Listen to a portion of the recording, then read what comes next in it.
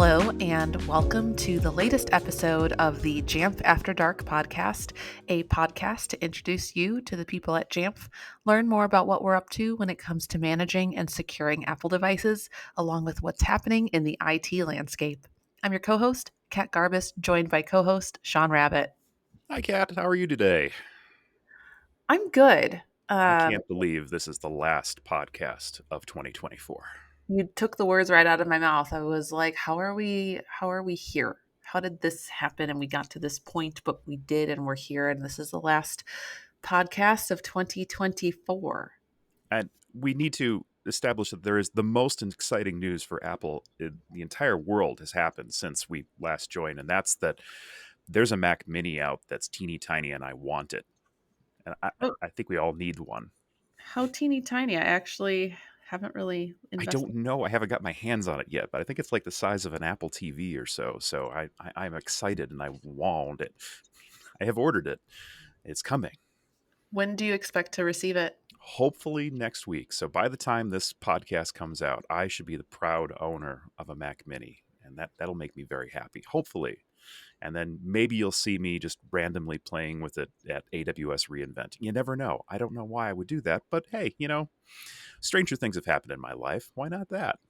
Why not that? And this being the last podcast of the year, we were tired. We were so tired. We struggled to come up with questions for today. So we had some help. We had a lot of help with building questions, and thank goodness for AI to just basically write today's pile of questions for us. I'm actually so tired that I'm not actually me. I just sent it an AI model. It's perfectly fine. And, my voice recreation is amazing. So amazing. I have had to tell my mother, by the way, who is a lovely elderly woman, that if she does get a phone call from me, no matter what phone number pops up on the on the caller ID, that she has to ask some very obscure question that's probably embarrassing to me about like something only I would know, just to make sure that's actually me. There's a lot of recording of me and the voice, my voice in the world. So That feels very Terminator 2 when he asks about the dog and Arnold's like, "What's your dog's name?" And I think he was like, I don't know, something's like, "How's Fluffy?" And they're like, "Fluffy's fine, just fine." So, yeah, you're going to have to do questions like that because yeah. it's becoming Terminator 2. Speaking of people bringing on Terminator and the end of the world, let's introduce our guests. I'm just kidding. Not the end of the world, but definitely the end of frustration, hopefully, with your desire to find information about Jamf things. Matt Benio and David Price Thompson, welcome to Jamf After Dark. Thank you for having us. Yeah, cheers, guys. Mr. Benio, what do you do? What are you here for? And welcome back, by the way. That's important. Thank you. Yes, wearing a slightly different hat since the last time I was here. I am currently the manager of AI initiatives and have been leading a team in conjunction with David's team to bring Jamf's AI assistant to the world. And we are on track to launch a private beta tomorrow. So this will have already happened by the time this podcast goes live. And within a few weeks, or sometime in December, it'll be an open beta that will be available to anyone, any Jamf customer that's interested. Nice. David, welcome to the podcast for the very first time and probably not the last. And what do you do here? Yeah, thanks. A pleasure to be here. As Matt sort of alludes to, we've been working quite tightly together, but my team and the team that I lead predominantly focus on data science, and I came to Jamf through the acquisition of Wandera. So we've done a lot of data science with securing devices, but since joining Jamf, trying to focus a bit more on management and more recently helping Matt and his team with anything generative AI.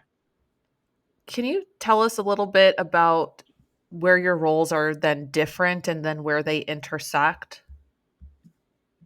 Yeah, I mean, I'll start, and I'm sure Matt will have some good opinion as well. But I'd say the way that our teams differ is that my team will always definitely focus on where there's data, basically. So anytime that there's some sort of database or data that has to be moved and changed into something else so that either it's used in our traditionally trained machine learning or by something else like the assistant. Um, that's where my team would start, and then we would hand over via APIs basically to a team like Matt's. Yeah, that's true. So the AI team that I lead is very laser focused on all things generative AI. And you can think of that as we are developing applications that are powered by generative AI. And in many cases, those applications will need some type of custom data. You're not just going to use ChatGPT off the shelf. You need some type of custom information. And that's where we work with David's team. And our teams work very close together. Uh, David's team has much deeper expertise around, it's almost like comparing software and electrical engineering. It's like they're related.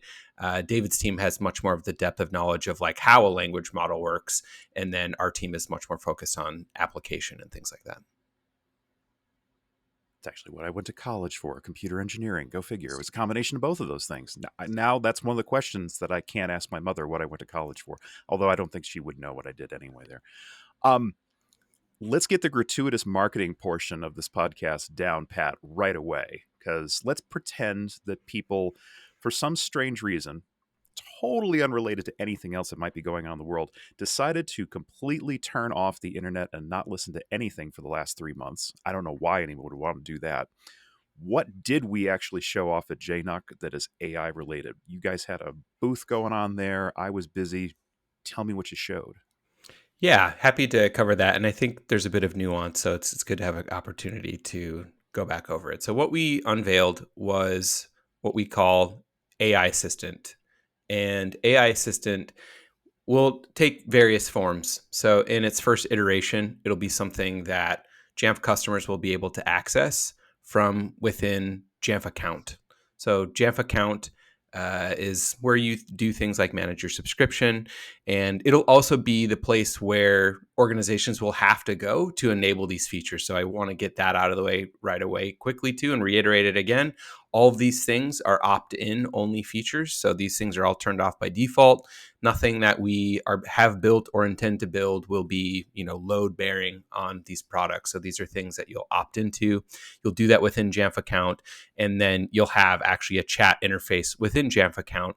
And the way that the AI assistant works is that there will be a succession of different skills that it has. And the first one that we're going live with is called the knowledge skill. And the knowledge skill, you can think of it as a very, the person that spends the most time on the Jamf Nation user forum. So you can ask it a question about how do I do this, or why is this?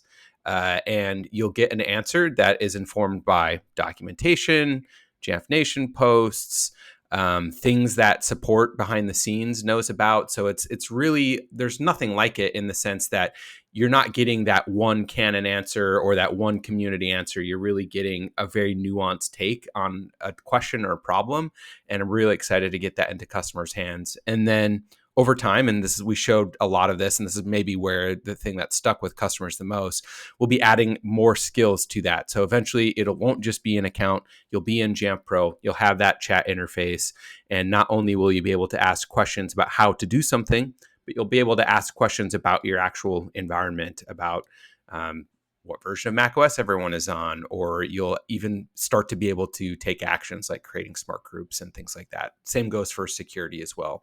So those other skills and those other portals, those will be coming in the next year in 2025. So we're working really hard on that. We're really excited to get that out into customers' hands as well. No, I love that. I think that's really exciting, and I think that'll help in some ways really benefit a lot of our customers. Is there anything you can share with us on how AI has already helped Jamf customers? We have a bit of a path of what's to come, but is there anyone actively using it where we've seen some problems get solved, even if it's in a beta? Yeah, so I think the first thing that comes to mind is that this isn't something that we're just turning loose into the wild and hoping, works out. This is actually the knowledge skill, and the AI assistant has been being used behind the scenes with our support team since, I don't know, what was it, David? February, I think, was when they first essentially had hands on it. So this is something that we rolled out to our support team, and they gave us a lot of feedback. They really helped us define the actual data sources that power this. So like that was like a really awesome collaboration. Was we went to them and just said like, okay, like your support, someone has a problem, like where do you go? What are the things that you look at to help answer a question? And they gave us a list that was much more comprehensive than the one that we were able to come up with on our own. And then David's team went to work in figuring out like, okay, how do we get these sources? How do we pull them in? How do we make sure that they refresh on a regular basis? And how do we make sure that when we ask that question, the right information appears at the right time? And that was a lot of trial and error of getting feedback directly from these support people to say like, hey, this answer was pretty good, but this part was kind of hinky. And then our teams digging in and pinpointing, exactly what we needed to do to improve the data that was being retrieved. And so, yeah, that's been going on since February, and it has really accelerated the work that the support team does.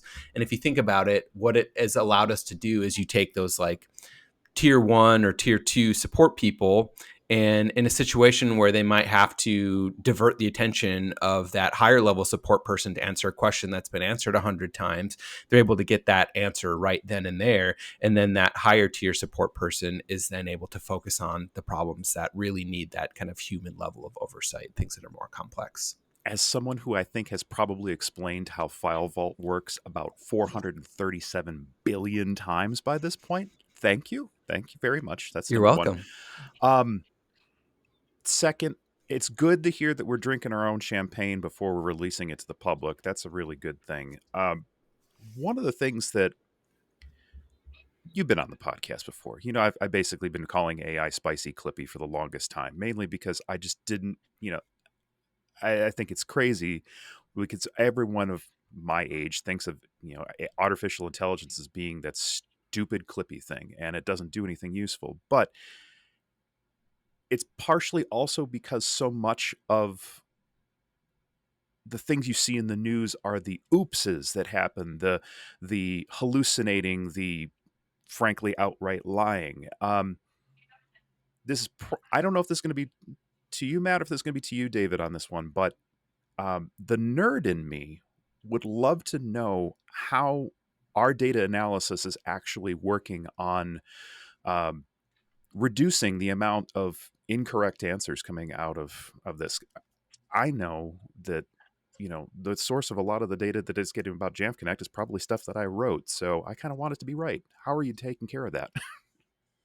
It's a very good question, Sean. And it's actually, as Matt suggested, how a lot of that feedback came to us from support was like, it's not quite right, or it's not using the right things. And so, as Matt suggested, we spent a lot of time getting those sources of data in the right shape so that they could be queried, and be returned back to the assistant. And actually, what that meant is kind of breaking down that process of query at the beginning to here's all the documents that are used.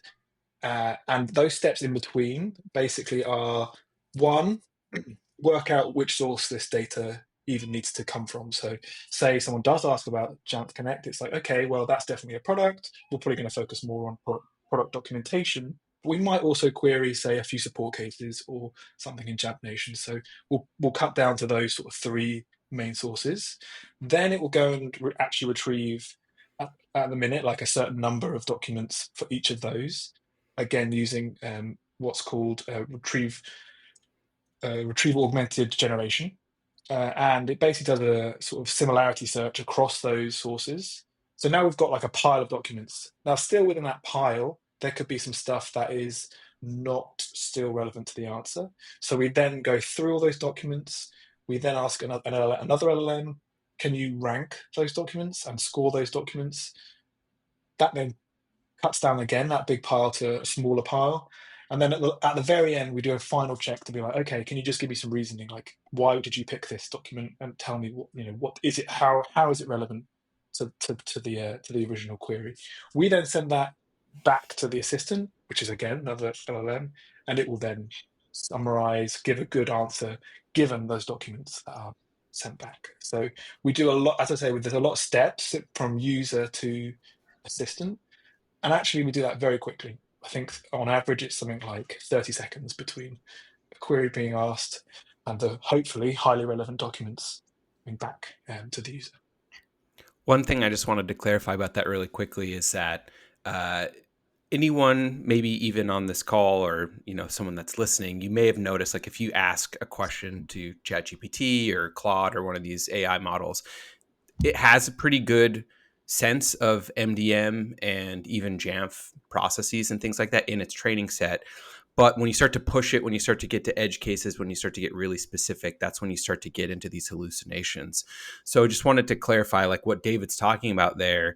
We're not doing anything. We're actually using Claude under the hood as the foundational model. We're not doing any special fine tuning or anything like that of the model. And the way that it works is when that question gets asked, we go through what we know are trusted data sources and we pull in all of the most relevant. So like that searching is so important. We bring in the most relevant sources, and then that gets packaged up with the query and then sent to Claude and say, hey, Claude, I know you know a lot about this stuff. And we even have that like in the system prompt, like, I know you know a lot about this, but like there's a chance you don't know the right answer. So stay grounded on this information. And then it goes through. And so, and uses those sources to kind of, write an answer. So in a way, you can kind of think of this search function or this knowledge skill as just like a very advanced search function. I've been using an analogy that's a little uncouth, but it's like a mama bird that like chews up the worm and then like spits it back in the baby's mouth. Like that worm we can trust, and really all it's doing is going and doing the search on your behalf, saving you the time of having to read the product docs, the forums, doing all those things, and actually synthesizes the answer into something that and applies it directly to what you asked. And that's the beauty of what we're able to offer with this type of a system. I think that's really exciting. And I do love the additional context you're both providing to this because this is relatively new. I mentioned in the last episode, like AI, like everyone's doing it right now. Like everyone's like, oh, AI, that's like the next hot thing. Let's go follow what that looks like and how we can incorporate it into our business. And for some, I think it's more natural than others, right?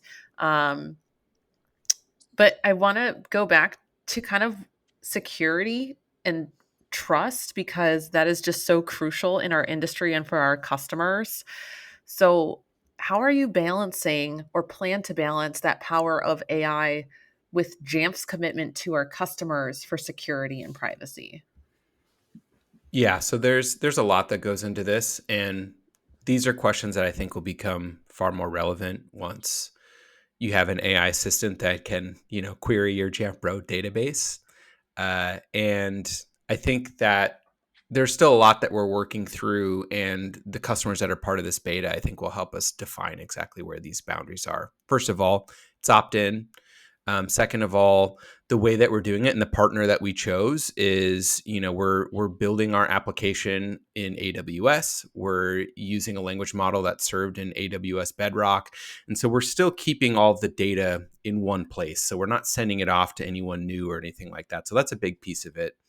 And then when it comes down to, for example, like this is where actively we're having this conversation now of like, okay, so if I ask a question about who has a torrenting app installed, and that leads the assistant to request an API call to do an advanced search, and then it gets back that data, and then it uses that data to present the information back.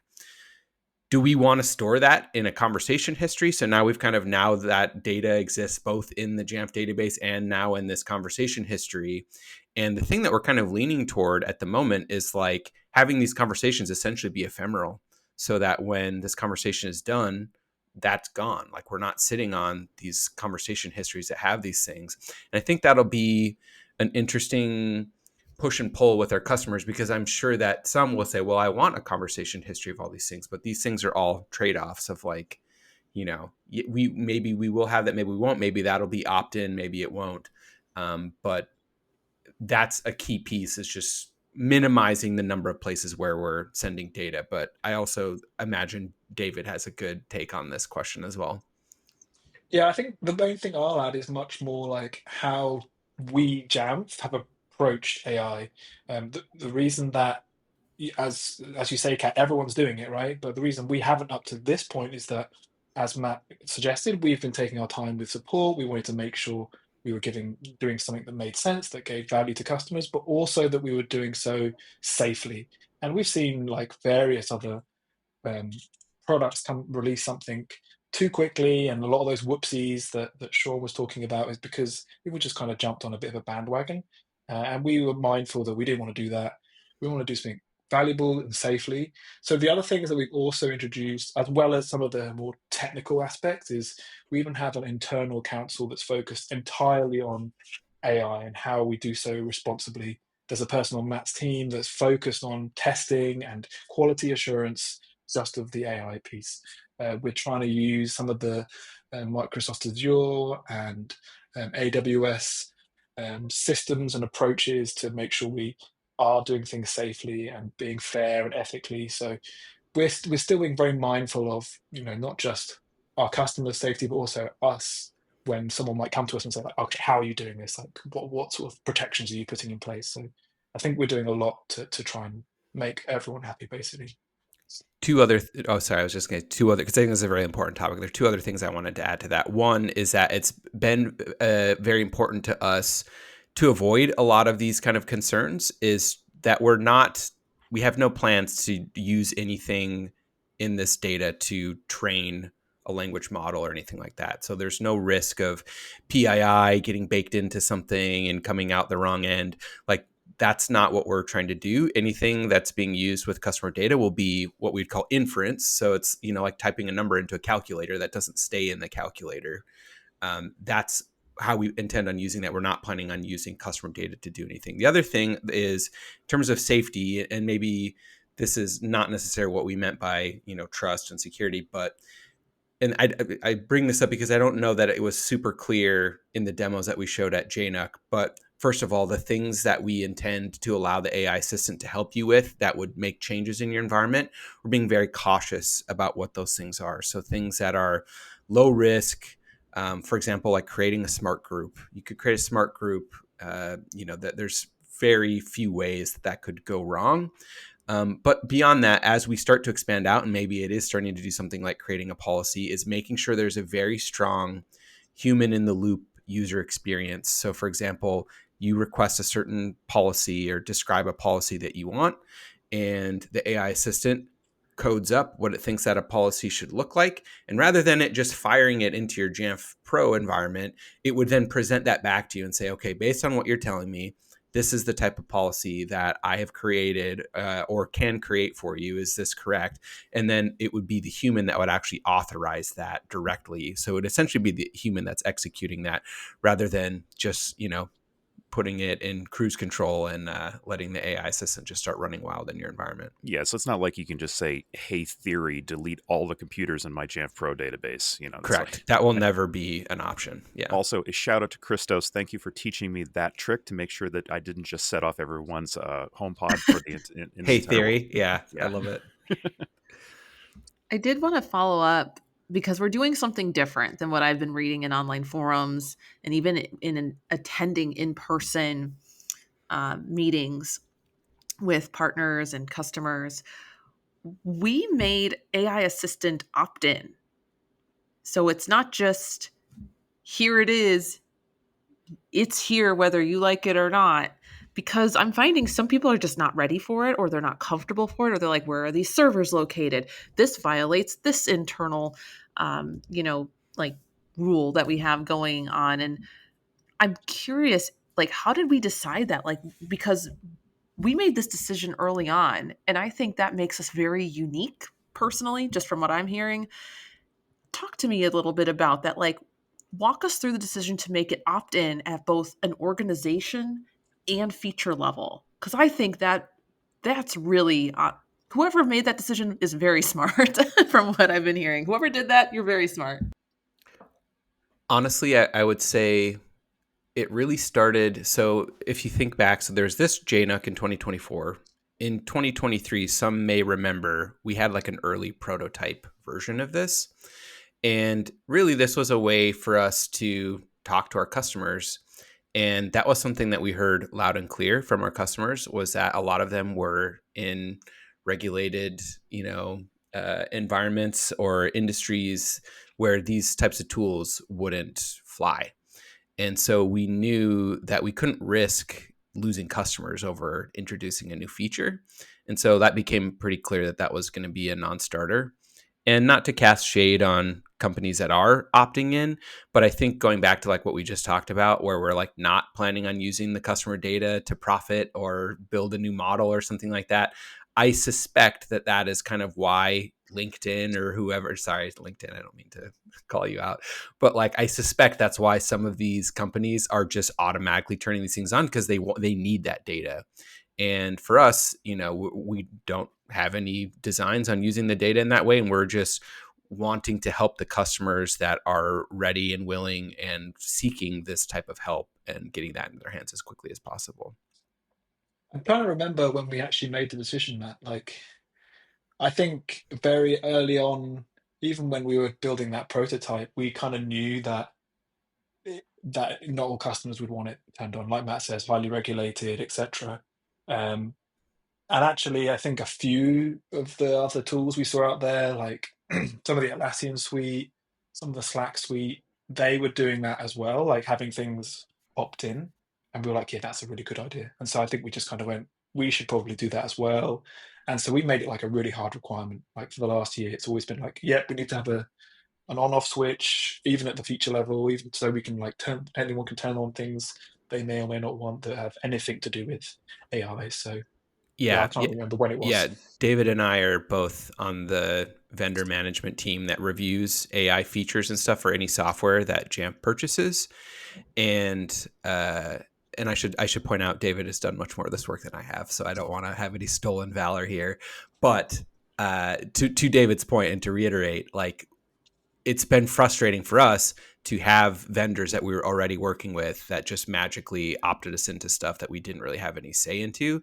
And so it made it very easy to use the golden rule in terms of how we wanted to interact with our customers. Related question too, because I think this actually fits in beautifully too, is Apple has taken a very measured approach to AI too. Um, how has that been influencing our strategy? And then I have, David, a question for you on something that you had earlier there. So Yeah, it's interesting because Apple has the ability to do things that we don't, just in terms of their infinite supply of money and engineering and things like that. So, for example, having a private cloud or something like that is just not something we were in a position to do. And there are open source models out there, but we knew that reliability was something we had to index heavily on, and it's hard to find a model that we would have that level of control over, that would have the amount of intelligence and reliability that we need for the applications we wanted to use it for. So we went with a partner that we trust. So that's why we're working with Amazon Bedrock, and by extension, they're giving us access to Anthropic models. But in general, yes, I think it's important. I mean, but it is interesting because, I mean, not to get myself in hot water, like there was some controversy with Apple around like whether or not some of their features were going to be opt-in or not. And I think it's for everyone. I think for every customer and for every provider, it's a delicate balance to figure out exactly what the boundaries are, because in terms of like capabilities and privacy, like it's an age old story for so many things. It's like usability versus security is always going to be a big balance. And so we took some cues from them, but yeah, they're able to do some things that just are out of reach for us, at least for the time being. Daniel, you mentioned basically like boundaries. David, you mentioned on off switches. What safeguards have we put in place? Can you share any more details? And if you can't, you can't. But I'm curious, like what boundaries are then in place to ensure AI assistant doesn't expose like on accident any sensitive information or create any security vulnerabilities? Sean earlier was like, oh, delete all things, So like what have we done to create a nice little way to secure all that and make sure things don't get out of control and we create our own little Skynet? So not to get too technical, but the way that an AI assistant is able to do stuff is this notion of like tool calling or function calling. And the way that that works is you essentially tell the AI assistant upfront, these are a list of things that you are able to request. So that might be create a smart group or do a search. And you tell it, hey, these are the things that you can do for you to make this request. These are the things that you need to tell me. You need to tell me the name of the smart group that you want, and these are the criteria that you want. And the thing that can be easily missed is that the AI assistant is not actually the one that is going and executing that function. So essentially, the user talks to the assistant. The assistant says, hey, based on what the user is telling me, I think we should make this API call. And then that API call is actually handled by the application itself. And by extension, that's where we add that human in the loop to then have the human actually be the one that's reviewing what that request is. And then the human executes that function. So that's how, like, the main way that we avoid these types of runaways is just by it's not the AI assistant directly calling anything, and B, like making sure that there is a human in the loop there to do that review. And we intend to like have that paper trail as well. So if you're the person who, maybe the AI assistant did get something slightly off and you authorized it, like there is a paper trail that shows that like actually you were the one that did this.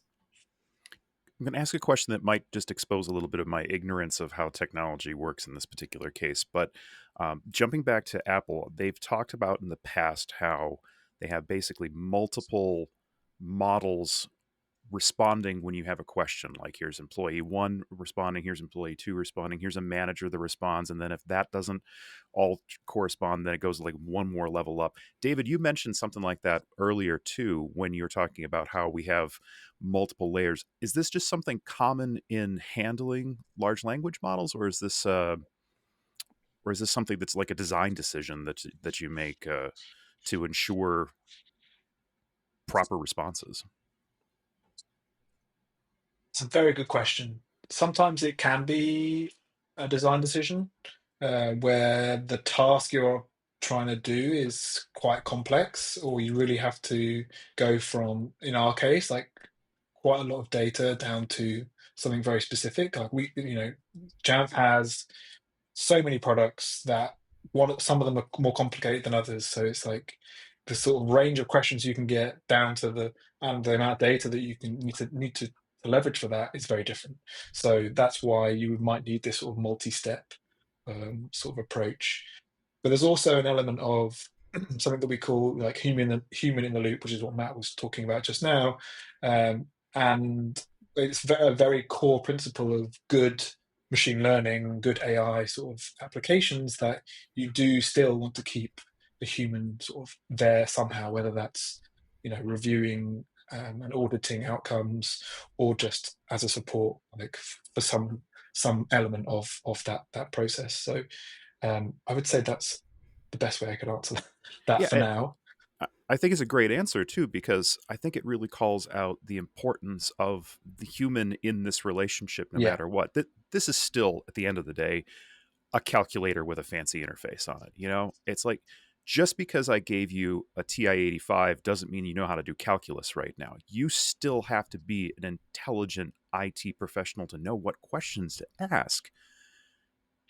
I couldn't just say make a smart group of all the computers that contain a torrent software unless I knew what a smart group was, why it needs to be made, and what torrent software is. Like that. I think this is probably just one of those things where you're giving a new way to give freedom to IT professionals rather than like replacing them. They obviously still need to know what the heck they're doing. Yeah, absolutely. I think that's been a guiding principle for us, is like, how do we cut out the busy work? Like, how do we narrow the gap between I have this intention and I need to execute this idea? Like, how do we make that a much smaller leap? What are some of the long-term goals for AI at Jamf? What are some of the things we're hoping to solve? We say make things easier, make things work faster. Is there anything specific you're able to share around that listeners could look forward to? We definitely intend to have the AI assistant be available within all of our different product portals, and each of them will have unique functionality. I think one thing that I'm really excited about is the security applications. So this was something that was like very early on, like back in 2023. This was kind of how David and I kind of ended up in this position. I mean, David probably would have ended up in this position either way, but I came from the Threat Labs team, and something that we did experimentally in a hackathon um, was to take something complex like a behavioral detection in Jamf Protect. And the trick with behavioral detections is they kind of give you a warning flag, but you kind of need to know what to do with that. It's generally not something that you can just automate a response to. You need an analyst to kind of look at the situation and make a judgment call. And unfortunately, the kind of expertise that's required to make such a judgment call is kind of few and far between. And being on the Threat Labs team, like we saw customers constantly like being like, what do I do about this alert? What does this mean? And so what we saw as a potential application, and this is something that we're working on developing and making part of the product, is the idea that you could take one of these behavioral detections, and the language model is smart enough to look into other places to make that judgment call. For example, telemetry. So you might say, okay, I have all this raw information about everything else that happened on this computer. What happened in the 5 minutes leading up to this behavioral detection? If I look through that, I can probably make a pretty good judgment about whether this is something I should actually be concerned about, or whether this is something that's more what we would consider like a false positive. We know that works. A lot of it is just coming down to connecting up all the dots to make sure all the right data is in the right place at the right time. But we believe that this is something that will really make these powerful features something that can be capitalized and taken advantage of even within a small organization that doesn't have a mature security team or anything like that. And by extension, it's the type of tool that actually teaches you how to use it. So it would not only tell you what to do about it, but tell you why and how to think about these things, and kind of build curiosity. There's things that we're also able to do in terms of like having it draw diagrams on the fly that are like really powerful and compelling. And again, I think it's just something that will be it'll really go a long way in terms of helping customers reap the value that's kind of always been there within our security. I like to add a couple things. One thing that's an extension of everything that we're talking about with it in products is something that we heard at JNUC is actually for admins, they really struggle with like writing documentation, right? Like they're not the only person that has to manage their pro or whatever instance, right? Well, they could just ask the assistant to do it for them, right? It's like, and it kind of comes out of the box for free. So that's really cool to hear and validated a lot of our thinking. And the second is probably more for Jamps. Like, so we already talked about how we dog food this internally already. Drink our own Uh, champagne. Yes. yeah, sorry. Drink However our you own want dog to, food. yeah, however you want to describe it. But we already talked about how we had support using it, but our plan actually is to have all Jamps using this assistant internally in their day to day. But that means that we won't just have to have all the existing data that we have there. We'll need other things like Slack channels, Confluence, all sorts of other things catered particularly to each role, each sort of sets of roles. So our plan at the minute is to get the rest of the sort of customer facing sort of side of the house on it, but we'll very quickly get to parts of the product team, the rest of Jamf as well. So, Kat and Sean, you can look forward to trying it out. But the rest of Jamf, I'm sure, will be able to not just leverage that sort of customer facing element, but also just other things that they might want to ask it, like, how do I look for PTO approvals? And obviously, then they would go, it would tell them the answer, which I'm not going to say out loud. But things like that, right? That maybe a newer person doesn't know, and they would normally ask an older, more experienced person. They could just ask this. I also would like to call out and thank you, Benio, for talking about how not only does it tell you what it's doing, but it's telling you why it's doing it. I think that alone is a very real realization of one of Jamf's underlying principles, which is relentless self-improvement. I think that's a great way to help, hopefully, our customers and our employees in the future also continuously self-improve just by learning, oh, the assistant did this for me. Maybe there's a point in the future that now that you've learned how to do that, you won't need the assistant. You'll just go in and make that smart computer group with everyone's got torrent software and already know how to write a policy to remove it for them. So great. Kat, we could probably talk about this for the next, I don't know, 6 hours, but I don't want to go full Vergecast on us here and do like a way over podcast length. What's your thoughts? You want to? I feel we've heard a lot. I guess my final question for you both, what's one thing we didn't cover today that you want listeners to know about either AI in general, AI with Jamf, or what we're working on? I would love to just get your thoughts on that and give you the opportunity to bring something up that we didn't yet discuss. One kind of Easter egg thing that we discussed a little bit in our JNUC session that I think is really cool and will continue to improve is that one of the data sources that you can draw from are JNUC talks. So what we did was we went through at least the 2023 sessions. We'll be doing the 2024 sessions shortly, but we have actually the raw transcripts of the different talks. And so if you ask a question and that question was, hey, there's like some brilliant way in Sean Rabbit's session that will help you, set up an identity provider for Jamf Connect, yada, yada. It will actually look through those transcripts and it can actually even give you a timestamp to exactly where in the YouTube link that part was discussed. And so it's kind of a small thing, but something I think is really powerful. And again, I think so much of what this is able to do is to capitalize in all this kind of wealth of information that we're sitting on, is like bring it to your fingertips right when you need it, because, ain't nobody got time for that to like go through and figure out exactly which talk covered the thing that they needed to know. And it's kind of a tragedy that that's the case, that we're kind of drowning in valuable information. And so something like this, I think, will really make that difference. I think the thing that I think I'd maybe go a bit off topic and say there's a lot of ML and AI that's already built into various parts of Jamf products that my team and others have developed. I could list them all, but it'd be quite boring.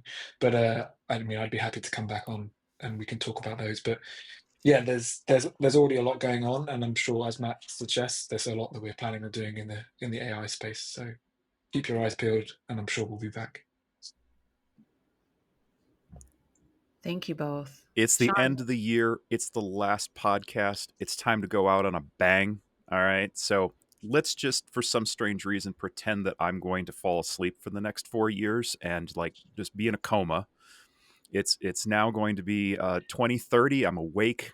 Something crazy things have happened. Most outrageous thing that AI is going to be doing for device management in 2030. Go. I think that we'll get to a point where you'll have systems that can essentially self-heal. So the thing that an IT admin, a Jamf admin, will be able to focus on is really that high-level vision of how exactly they want everything to work. And they'll spend less time in the weeds, chasing problems, trying to figure out what this error code means. That's something that there's little glimmers of it already. But we think that, having a system that can spot errors early on, maybe even resolve them before you need to deal with them, I think that's the kind of happy future that we're looking toward, is, moving more on the spectrum of architect and further off the spectrum of fireman person on call. I have nothing to add. I'm too scared.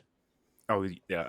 Here's mine. I'm going to go for the outrageous. All right. So by 2030, Apple has released a special new flooring that knows exactly when you're about to drop your iPhone on the ground, and it throws an airbag and explodes properly, so that way you don't have any more cracked screens. That's my 2030 prediction. It's a feature of the holodeck. I'm going to say probably not, because they make some good money fixing my phone Yeah, every time I exactly. drop it, Sean. Got to keep that stock price high. It's like services. That's where it's going to be. Well, I'll Cat be dropped her phone again.